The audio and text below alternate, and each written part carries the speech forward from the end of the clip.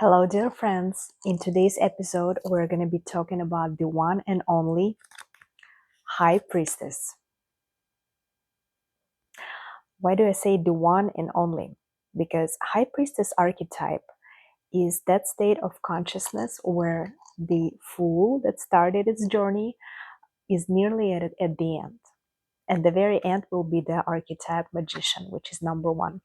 But before one can call himself a magician, before one goes to that path, it needs to be initiated. And initiation is one of the processes that happen to people who has done a lot of studying behind and who has done a lot of practice as well. Any field, absolutely any profession requires, first of all, to go through educational process, which takes at least 3-4 years. If you're a doctor, it's even more. It's even, it can be up to 10 years. And then it requires practice, where you actually help people, where you actually work with real people, and then you can basically you can become the professional in any of the field. It's not the other way around. Same when it comes to esoteric field, magical field, it's the same, exactly the same. It's the school. Back in the days, there were schools of druids, which lasted for 10, 20, 30, 40 years. People were in school before they could perform any so-called miracles, because it requires so much energy in your higher centers, in your upper chakras, and ability to focus. That's the whole thing about manifestation into the physical. It's nearly the momentum you catch when you solely focus your attention onto one point. And as you can guess, one of the most important chakras, chakra centers right here, will be the center of the third eye. All the other centers have to be open, fully functioning. The Kundalini energy has to travel without an obstruction from the bottom to the top. And third eye will be at large at this particular archetype. I'll show you the designer decks because they're really beautiful, and I do not want to miss out on any more clues that we can get from each and one of these beautiful pictures. It doesn't matter whether it's classic one, which is like an ABC for tarot. This is the classic one. This is the designer one. We see two columns. The columns will be classically black and white. Columns are representing the polarity of masculine, feminine, and two hemispheres of the brain, logical and creative. We're already familiar with this concept. High Priestess definitely combines both. She can look at any situation through the both creative and material perspective, which always gives person the advantage and ability to foresee things that others overlook. Classically, High Priestess is always depicted with horns and a special headdress. That headdress that she's wearing with horns are nearly antennas that help her connect to the informational field, to the world's library. Another name of it is Akashic Records. Behind the veil, there's like a veil with, like a fabric that covers up two columns, which is the connection with both hemispheres of the brain, and the horns that are like antennas or radio things that make High Priestess capable of channeling the information down to earth from higher planes.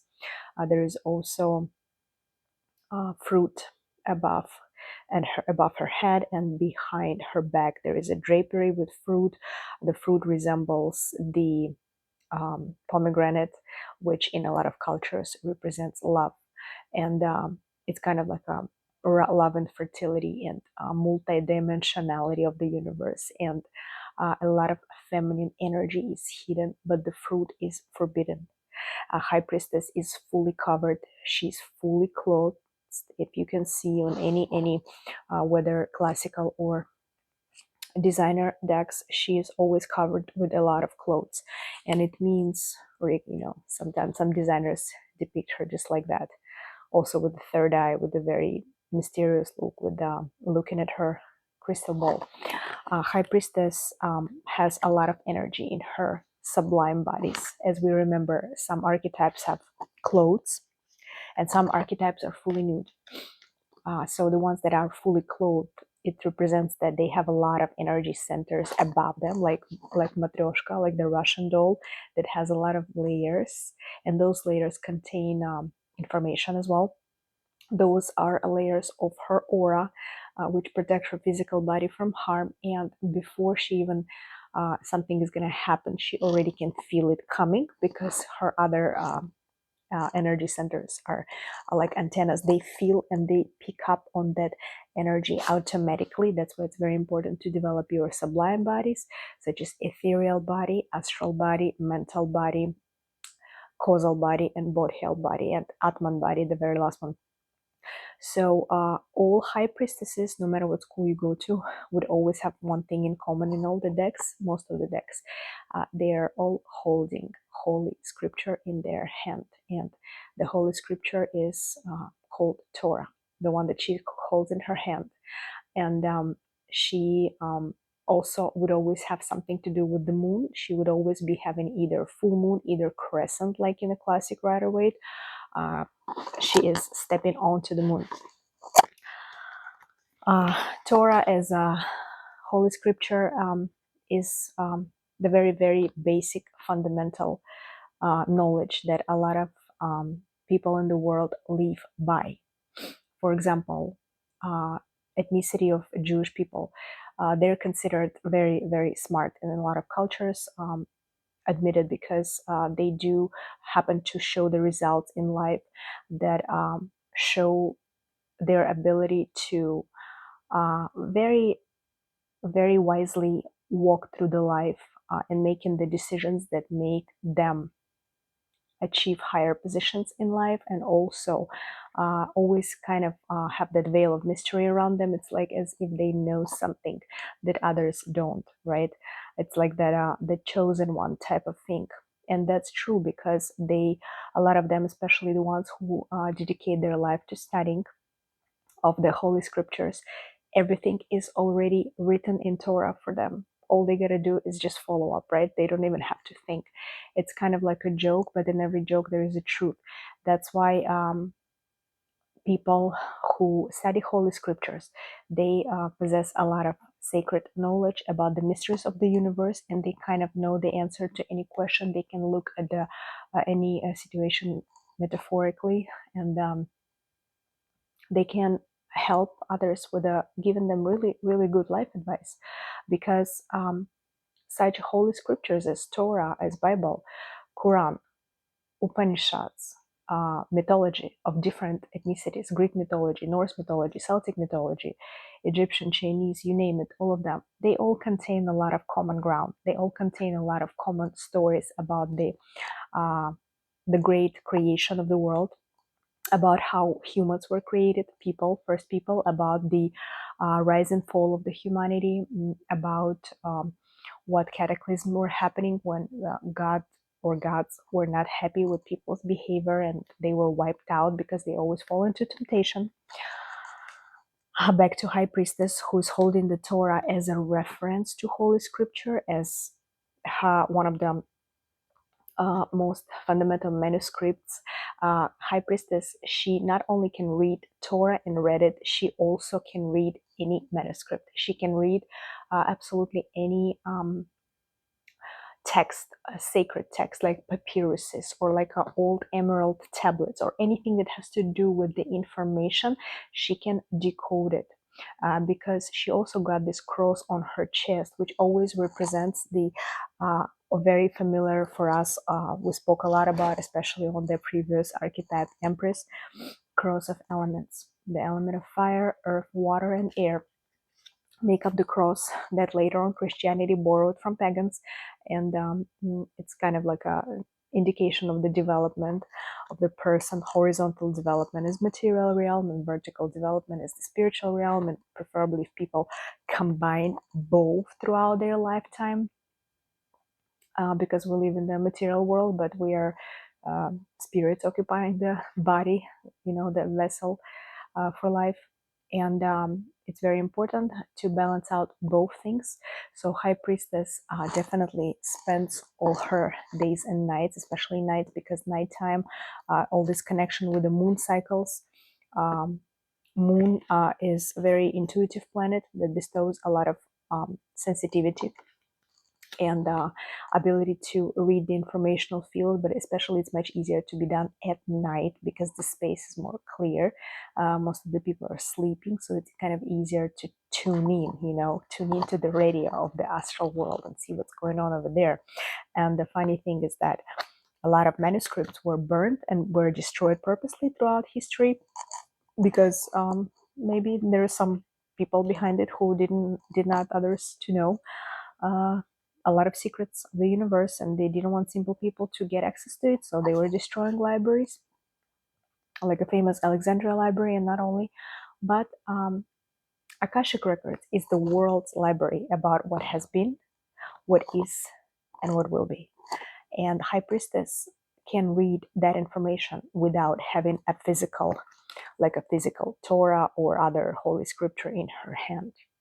She can read it just because she has the access to, because her sublime bodies and her focus allows her to transcend the earthly limitations and get access to any informational field about any event, about anything.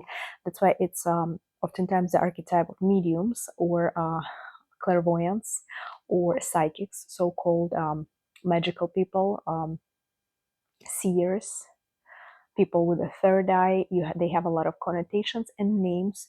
They are oftentimes they're helping other people to get the best out of the situation where nobody else is capable of seeing. So when people become desperate, when doctors can help them, lawyers can help them, and a lot of other practitioners cannot help them, people start all of a sudden believing that there's might be something else, there might be some other higher powers that we can get help from, and they start seeking, literally start seeking somebody who practicing the disciplines that requires very strong third eye and ability to foresee past time and space. And High Priestess is always a mystery, always a mystery. She's always buried in the manuscripts and books. She's always doing something. You don't even know what she's on, but she always looks at you as if she knows something that you don't. And it's very unique archetype, really, because they gather up so much enigma around them.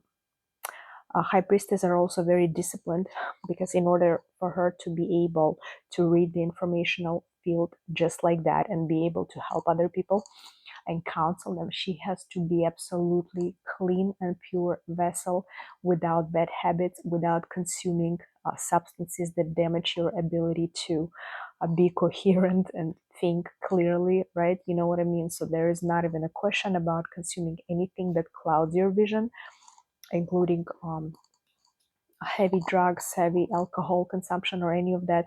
A real high priestess cannot survive in those toxic energies and will not be able to provide people with a honest and pure and truthful information in the first place.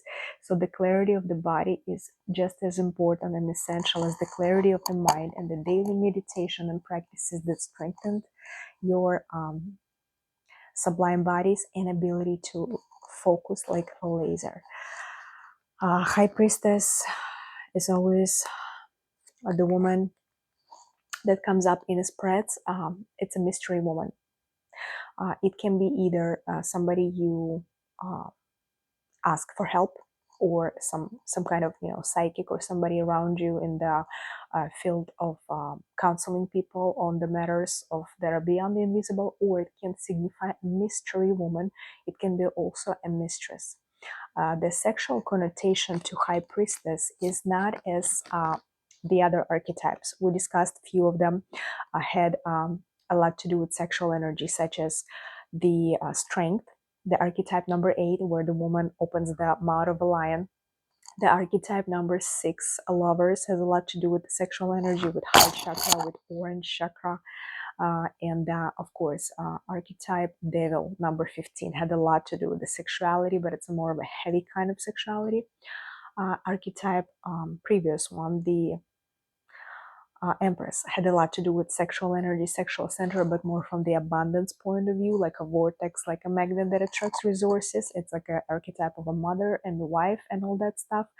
And the woman that has all four senses of her hypostasis based on the cross of elements. But High Priestess sexuality is of a different sort. It's the type of encounter which you never forget, when the person can be fully clothed, but their level of consciousness is so high that when you look them in the eyes one time, it seems like um, you get lost in the outer space, you get lost in some kind of other dimensions that you never been before, and you all of a sudden have that telepathy with the person. You feel like you and that person can deeply connect. So High Priestess sexuality is the intellectual and cosmic and higher chakras type of sexuality that connects people who are on the same page, who are vibrationally align with each other, who has very similar outlook in life. And that type of encounters happen very, very rare, but when it happens, you will never miss it. Some people would call it love from the first sight, but other people understand that it's nothing but recognition, because people here meet and meet again until they learn the lesson that they need to learn. And sometimes they voluntarily incarnate at the same age or the same generation or same or different country, but then they make decision to meet again. But it's another whole story for another video. High Priestess is the archetype of people who are not only born on the second, because number 2 has the vibration of moon. If number 1 would be having the vibration of the sun, more of a leadership position, number 2 will have that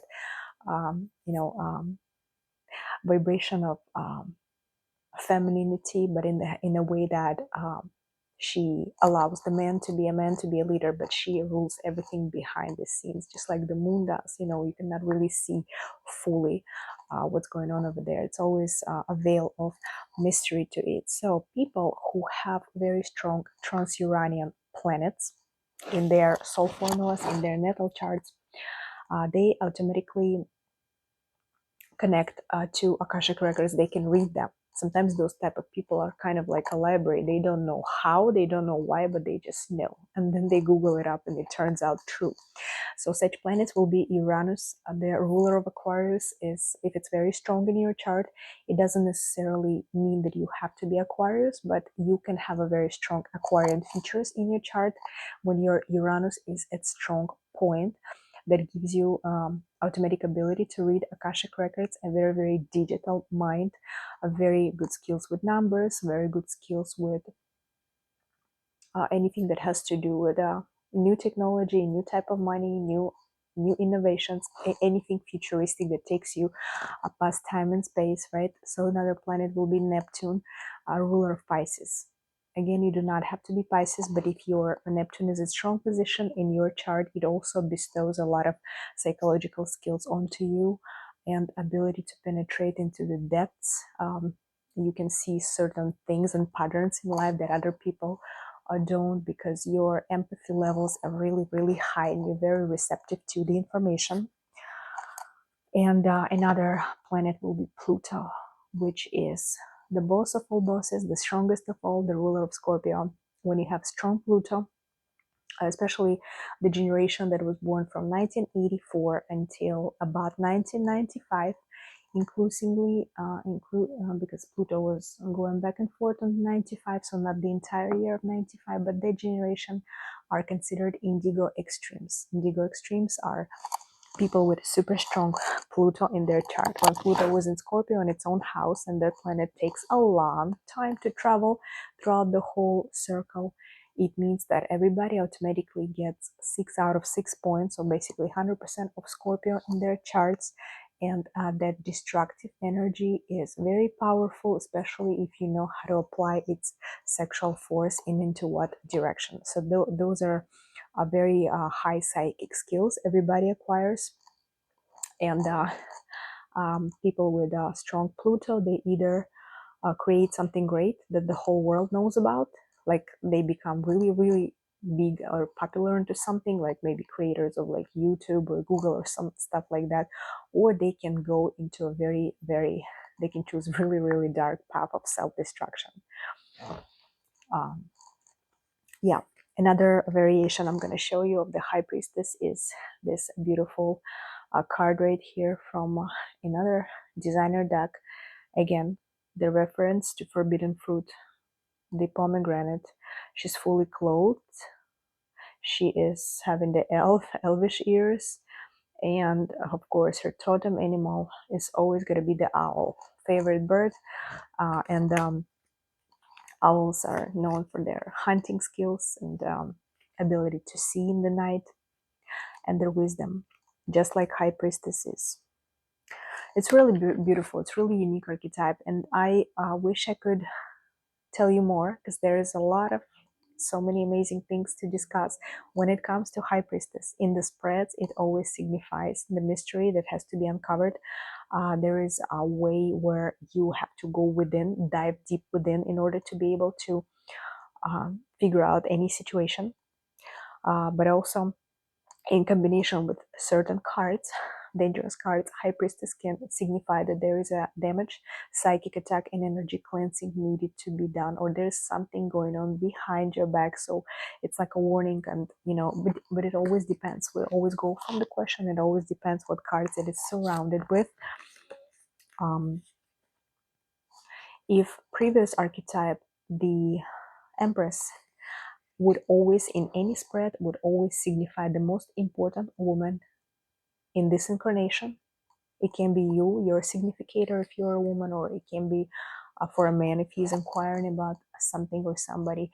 Empress would always mean the most important woman in his life, either his mother or a woman of his life, the love of his life. But High Priestess would always mean mystical woman in your surroundings, somebody who um, can connect with the unknown, somebody who's reading tarot cards, somebody who is your maybe psychologist, numerologist, human design specialist, regressologist, past life regressions, somebody who's your guru or any other type of um, teacher. And if you would like to learn more about the world, the enigmatic world of tarot, if you'd like to learn how to read the cards, and not only cards, if you'd like to learn all types of archetypes which exist, and how to calculate them, and how to learn um, psychology, and how to learn how to read people very, very fast and very, very well, based on their date of birth, based on their numeric data, and based on their temperament, according to 4 types of people, and many, many more secrets. You are more than welcome to embark on the journey where my students are so happy. Whoever started to learn archetypal psychology, their life will never be the same. And the structure of the course is made very comfortably for you to study at your own pace. There is no deadlines, there is no expiration date. Once you purchase it, it's yours forever, and it's at your disposition in form of 40 video lessons. Some of the lessons are video format, some of the lessons are audio format, and let's get started in the new year. Let's walk into the new year with new amazing possibilities and new aspirations and new career that you can actually make out of it. And the world is changing. It's never going to be the same. And the knowledges, sacred knowledges of the new time will always be in demand, including reading tarot cards. It's not just reading the cards or predicting something. It's about getting coded into that big system that explains a lot about what the universe is woven of. You're not only able to help yourself make the right decision in any particular situation, you can also help people around you, navigate them, and give them a sense of directions when everybody at times gets lost. And it's so important that there are people who can help you get back on track. Thank you so much for watching. This was